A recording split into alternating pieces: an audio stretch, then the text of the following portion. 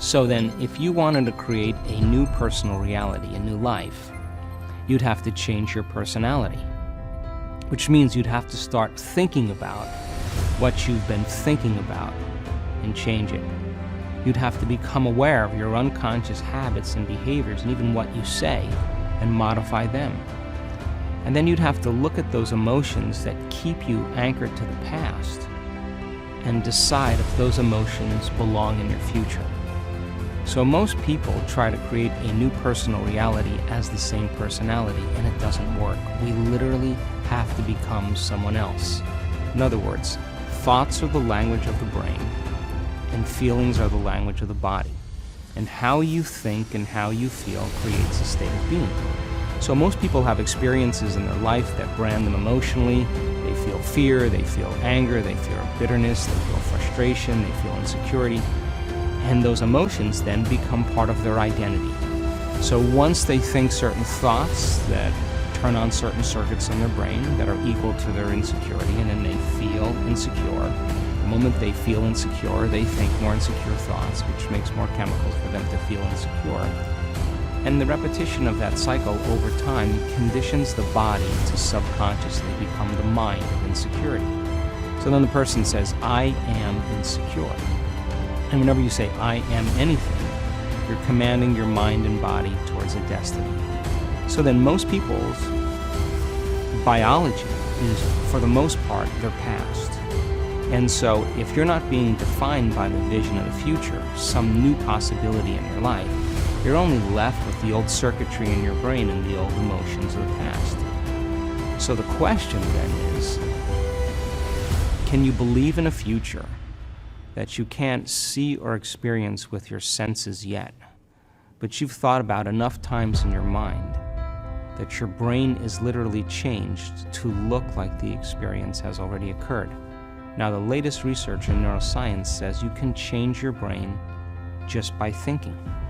So then, as you begin to think about a new possibility, and your brain begins to fire in new sequences and new patterns and new combinations, and you begin to plan your behaviors, and you begin to review in your mind, mentally rehearse who you're going to be in your life, the mere action of mental rehearsal begins to install the neurological circuits in your brain. Now your brain is no longer a record of the past.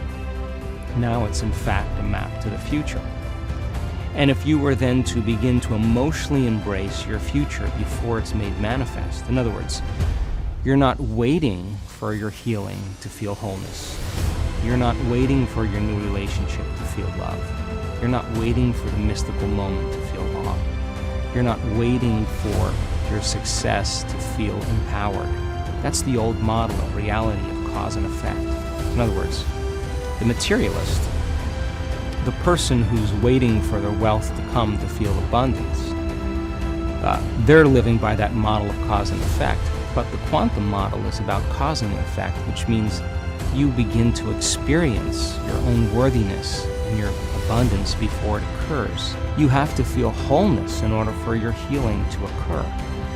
We have to feel love for ourselves and love for life in order for us to have love in our life. And so then to instruct people how to teach their body emotionally how that future could feel like before it's made manifest. If they do it properly, their body as the unconscious mind begins to believe it's living in that future reality in the present moment.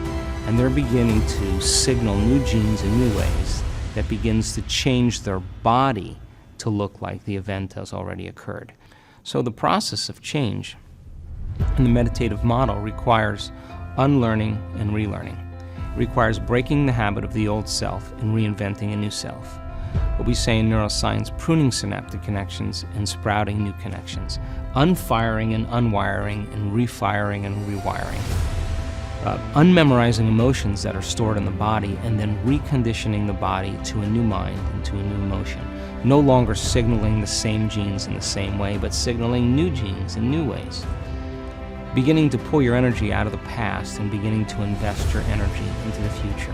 What we're teaching people how to do is not to pray to have their prayers answered, but to get up from their meditations as if their prayers are already answered. Because when they're combining that clear intention of their future with that elevated emotion, they're literally changing their energy, they're changing their brain chemistry, they're changing the way their brain works, they're changing their genetic expression, they're changing their chemistry. They're literally becoming somebody else. And over again, when people do this, it may take them months to turn their disease around. But over and over again, we've seen this.